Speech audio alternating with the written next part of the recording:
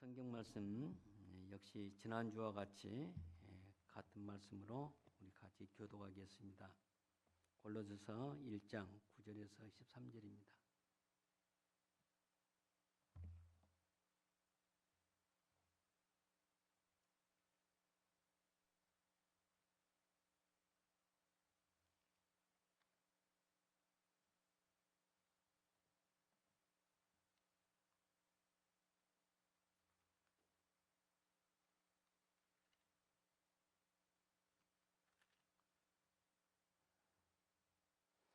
이로써 우리도 듣던 날부터 너희를 위하여 기도하기를 그치지 아니하고 구하노니 너희로 하여금 모든 신령한 지혜와 총명에 하나님의 뜻을 아는 것으로 채우게 하시고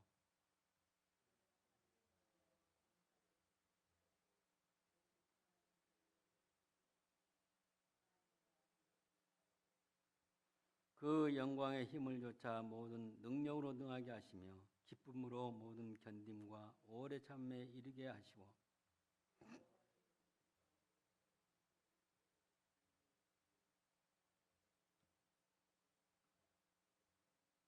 아멘.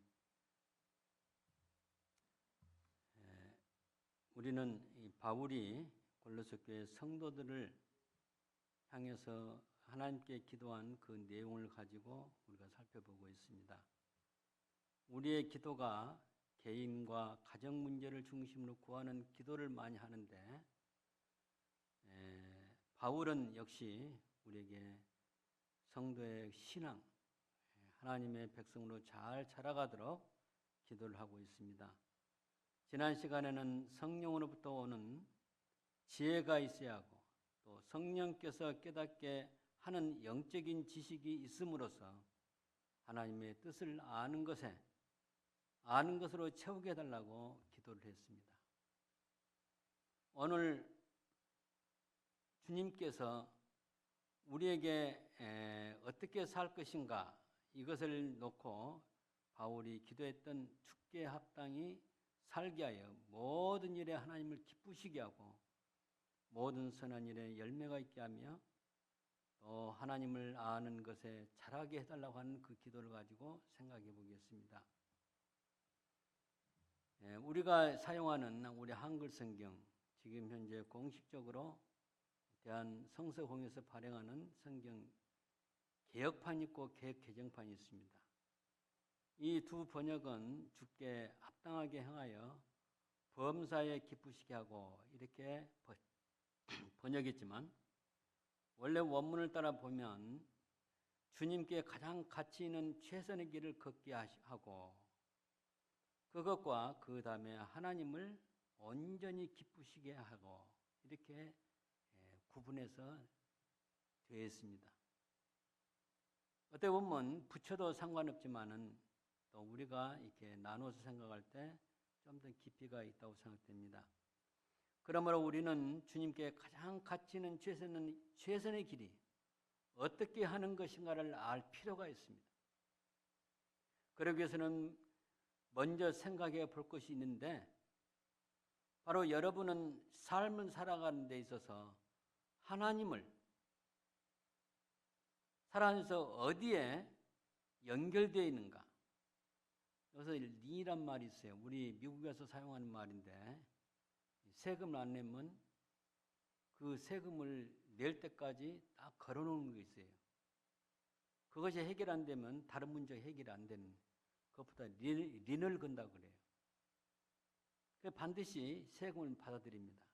그런 것처럼 우리 개개인의 영혼이 여러분의 인격이 여러분 삶이 어디에 린이 걸려 있는가를 우리가 알 필요가 있습니다.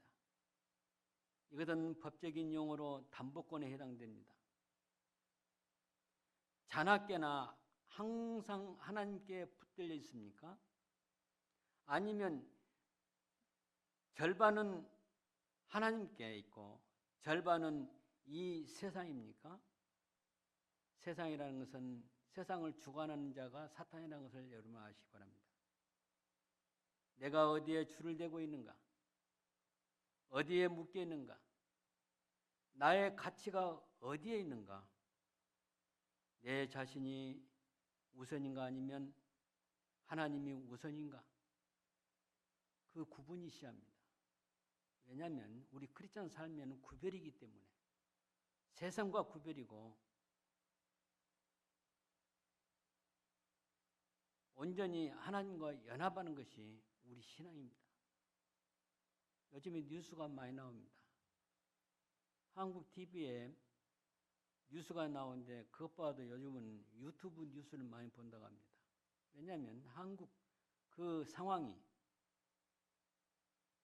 점점 이렇게 갈등으로 이렇게 만들어가고 있기 때문에 그렇다고 합니다. 우리가 태어난 곳이 한국이고 또 한국이 우리 할아버지의 나라이니까 거기에 대한 관심을 안 가질 수 없습니다. 그러나 가만히 살펴보면 이것이 다 세상이에요, 세상. 이 세상은 앞으로 계속 몇십 년 가더라도 이런 식으로 갈 것입니다. 우리는 그런 가운데 하나님을 믿는 백성이고 우리의 현주소는 하나님의 나라에 있다는 사실을 기억하시기 바랍니다. 내 생활의 출발이 내 자아인가 아니면 내 안에 계신 성령 하나님인가를 우리가 알아야 합니다. 신앙생활뿐만 아니라 개인의 삶이 이분법으로 어떤 사람은 절반은 하나님, 절반은 나 자신인 사람이 있습니다. 그래서 주일은 하나님께 예배하는 그 시간만큼 하나님의 시간이요. 예배당을 벗어나면 그때부터 내 시간이 되는 그런 생각하는데 그건 잘못된 것입니다. 우리의 삶은 이미 하나님의 백성으로 부름을 받고 구속함을 받고 성령으로 하나님의 자녀라는 것은 인침을 받고 우리의 이름이 하나님의 생명책에 기록되어 있다면 우리는 하나님 나라에 소속된 백성입니다. 그렇기 때문에 지상에 살지만 비록 이 세상에 살지만은 우리의 모든 삶은 바로 전체가 하나님인 것입니다. 성경은 이분법으로 나누지 않고 온전히를 말합니다. 이 말은 항상 100%로서 생각이나 행동이나 시간이나 또 인생의 목표가 전적으로 하나님의 통치 아래 있어야 한다는 것입니다. 그러므로 주님께 가장 가치 있는 최선의 길이 무엇입니까? 온전히 성령의 지배와 인도를 받는 삶을 말합니다. 어떻게 구분합니까? 그래. 사실 구분하기 쉽지 않죠. 그러나 처음부터 신앙 자체가 나는 하나님의 백성이요, 하나님의 자녀요, 나의 시간은 하나님의 시간 안에 있고 비록 이 지상에 살지만은 나는 하나님의 품 안에 있다는 그런 생각으로 고정이 됐다면 그 삶 자체가 저절로 전적으로 하나님께 합당한 삶이 되는 것입니다.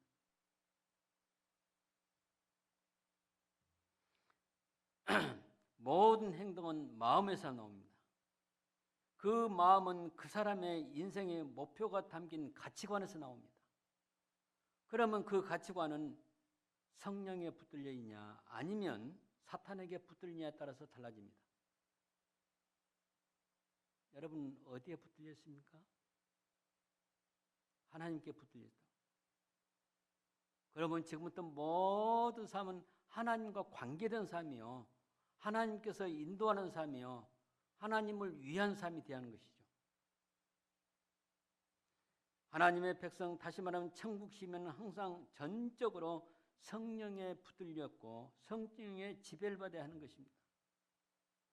그러므로 주님께 가장 가치 있는 최선의 길은 온전히 성령의 지배와 인도를 받는 것이에요. 무엇이 포함됩니까? 학생들은 공부하는 것, 또 미래의 목표를 세우는 것, 다 이 전적으로 하나님과의 관계를 가져야 하는 것입니다. 또 우리 지금 지상에서 주님의 그 백성으로 살아가는 우리도 똑같이 비즈니스도 해야 하고 직장생활도 해야 하고 가정생활도 해야 하고 여러 가지를 해야 합니다. 그런데 그 중심이 어디가 있습니까? 사람 보기는 모릅니다.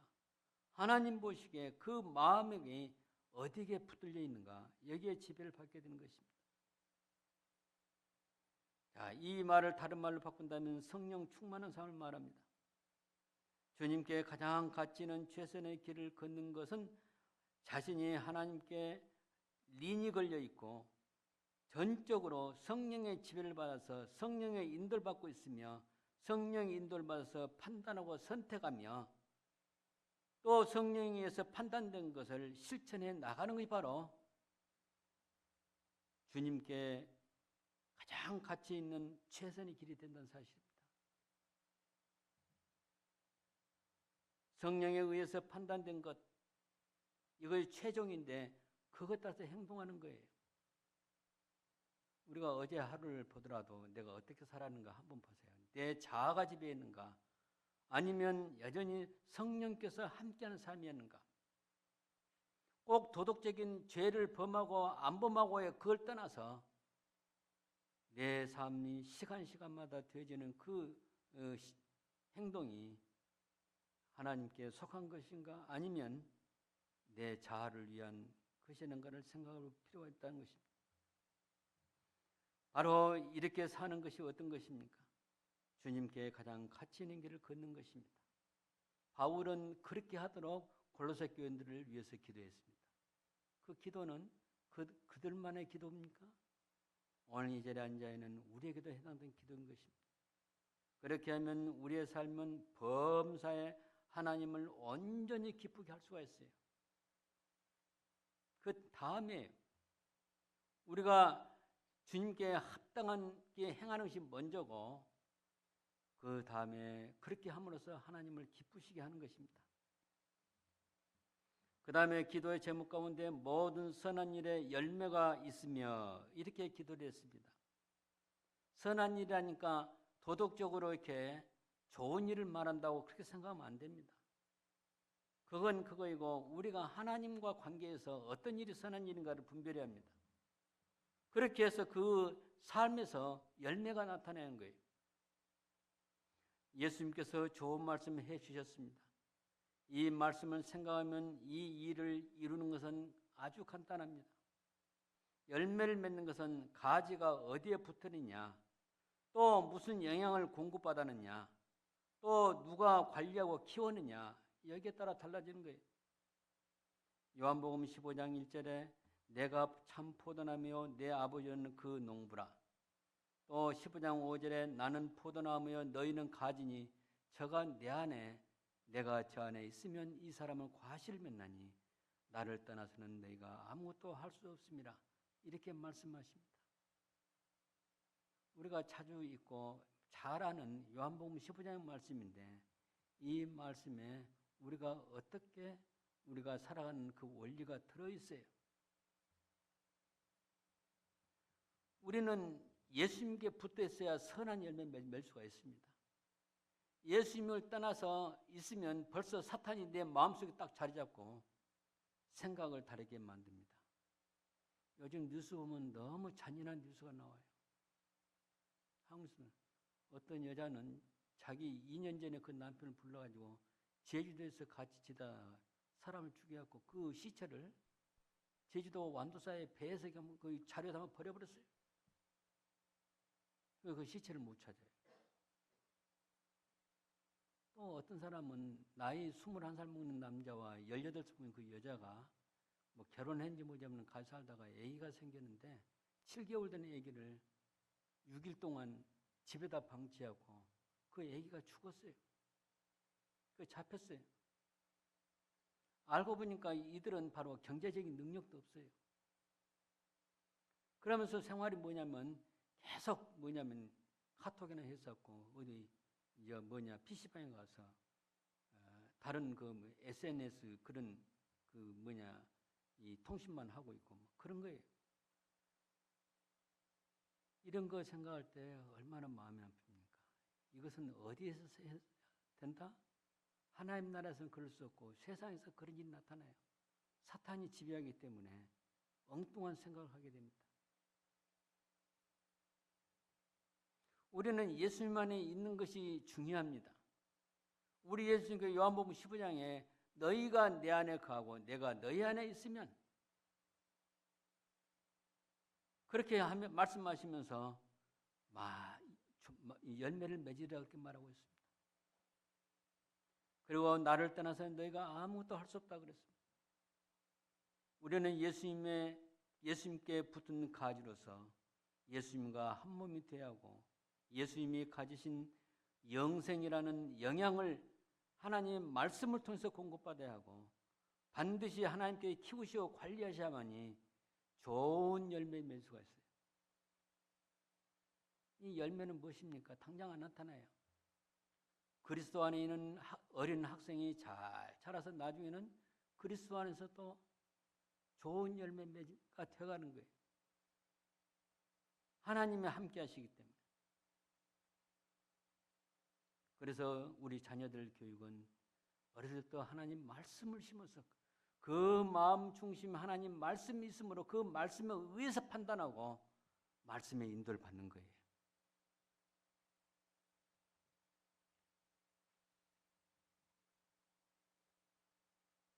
우리가 모든 선한 일, 성경에는 선한 일 그런데 굿웍이라고 그랬어요. 여기에 열매를 맺겨서는 우리 영혼이 가지가 되어서 우리 예수님께 붙어 있으면 맺게 되는 것입니다. 다른 말로 표현하면 성령 안에서 행하라, 그 말입니다. 우리는 생각도 어떤 의향도 어떤 목표도 성령 안에서 하나님을 기쁘시게 하는 데 있으며, 성령 안에 있으면 우리가 행하는 모든 일에 열매가 맺게 됩니다.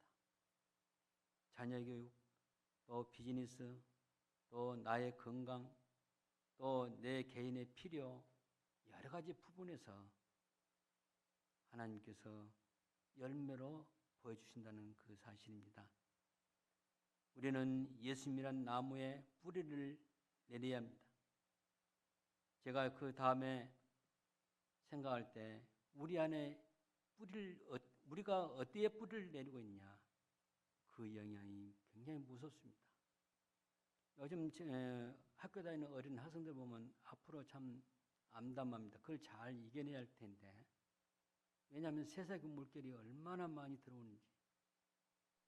여러분은 그냥 무심코 세상 살았는지 모르지만은 언젠가 보면 그 해리포터가 쓴 책이 있죠.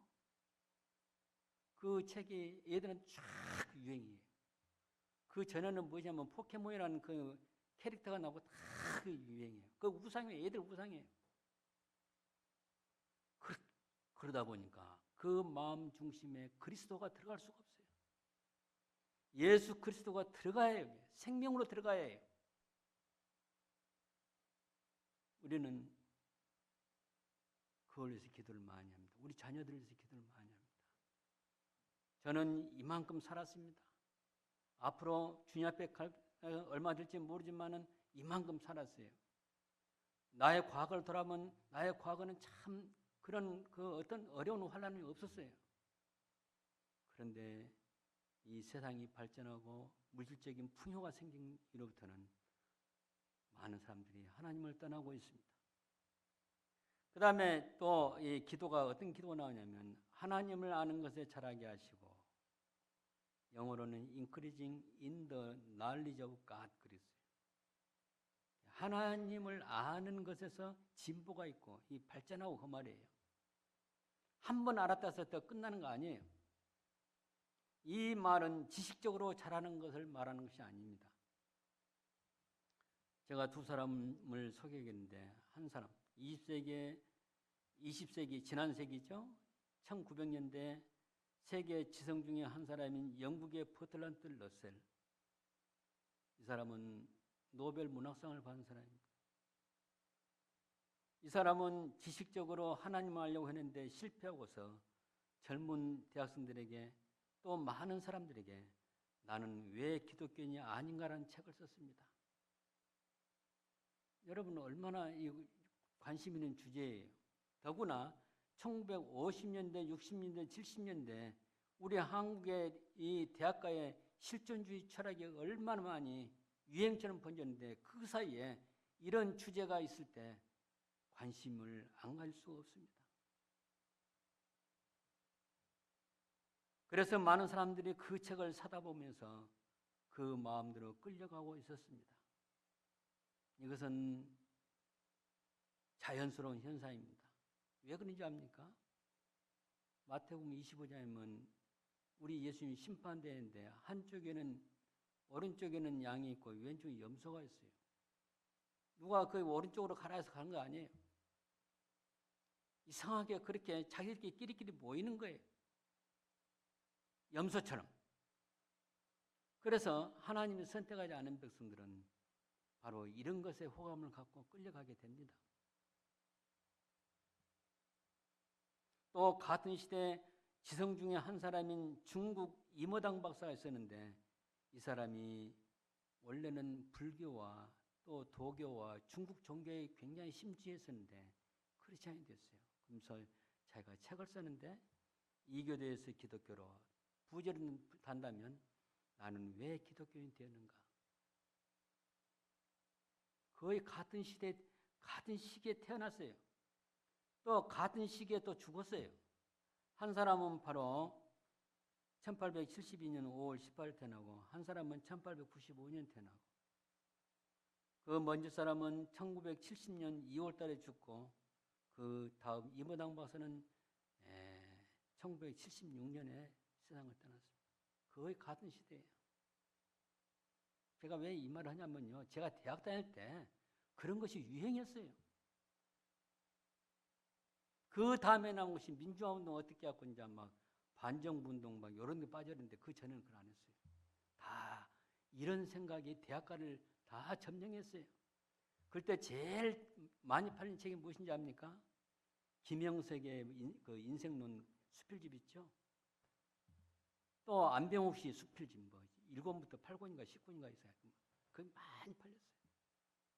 저는 그걸 안 샀어요. 왜냐하면 뻔할 뻔자가 다 들어있기 때문에. 자라투르스는 이렇게 말했다. 헤르만 헤세의 전집이 나옵니다. 헤르만 헤세는 이 독일 철학자인데요. 그것이 바로 60년대, 70년대 그냥 많이 팔렸어요. 이것이 바로 무엇입니까? 다른 말 표현하면 시대마다 사탄이 이상한 인물을 등장시켜가지고 사람들의 마음을 뺏어갑니다. 어떻게 보면 사탄의 함정입니다. 이런 상황에서 점점 그리스도를 못 만나게 하고 이 사탄의 세계로 가게 만든 것입니다.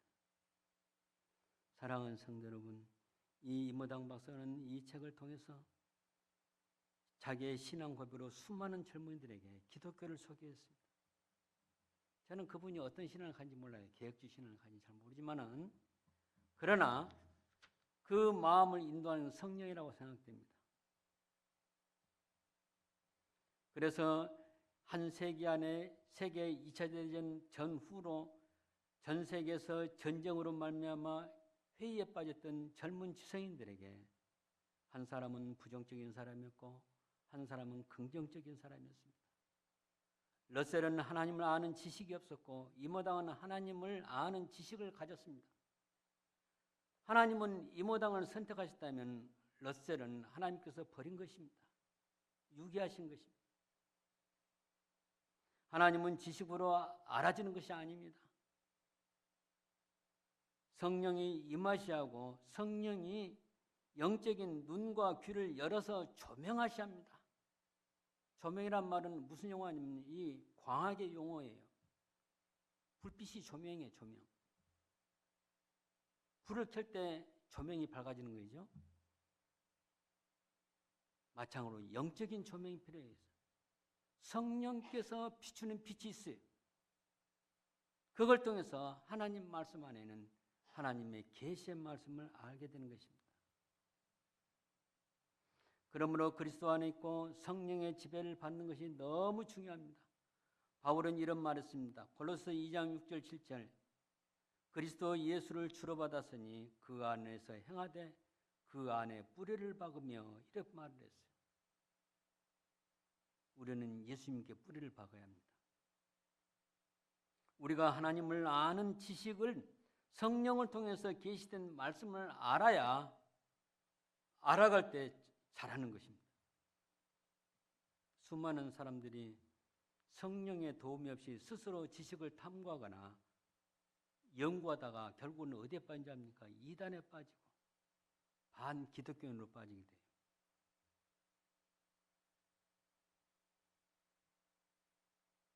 포도나무 가지가 나무에 붙어 있는 것처럼 우리는 주님 안에 거하고 예수 그리스도의 뿌리를 받고 하나님의 말씀을 영혼의 양식으로 먹으며 하나님을 아는 것에 자라게 되는 것입니다.